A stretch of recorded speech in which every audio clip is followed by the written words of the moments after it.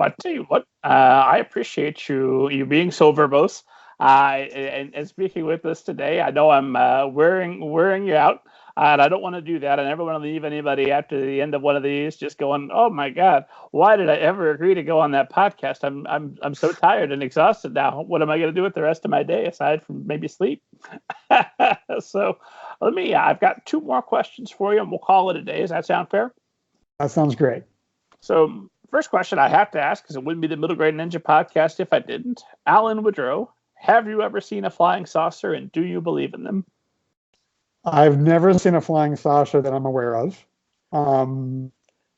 I do believe they exist, but I'm agnostic on that. So I've never seen one. So I think they likely exist, but I can't say definitively I believe in them or not. If you told me that you'd seen a flying saucer and were convinced it was, I'd likely believe you.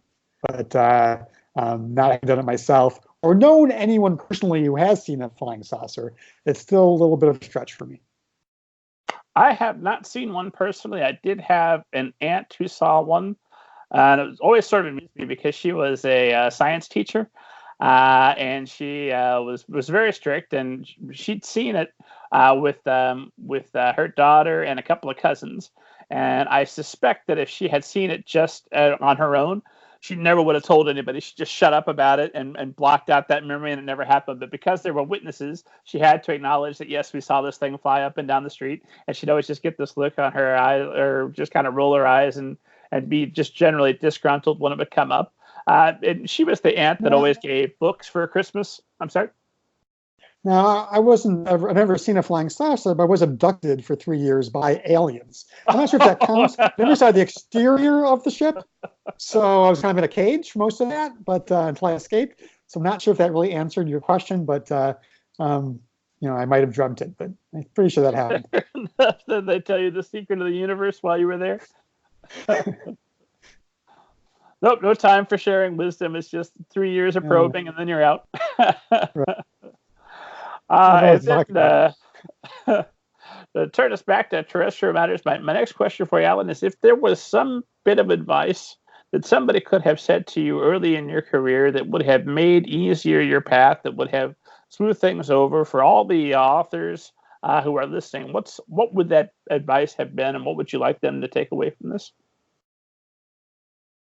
Well, this isn't going to answer that correctly exactly, because I had a pretty easy path once I decided I was going to become a writer. It didn't take me that long to sell a book series to a major publisher. So it was the not writing that was my problem. And again, because I hadn't written for so long, I think by the time I finally did write, I was already pretty well accomplished as an advertising writer. I could write pretty well, and it was bursting out of me these ideas. So, not to sound like a broken record, you just ignore that voice that says, no, don't do it, and take it seriously. Don't treat it like a hobby. If you're passionate about it, make it happen. You're the only one who can.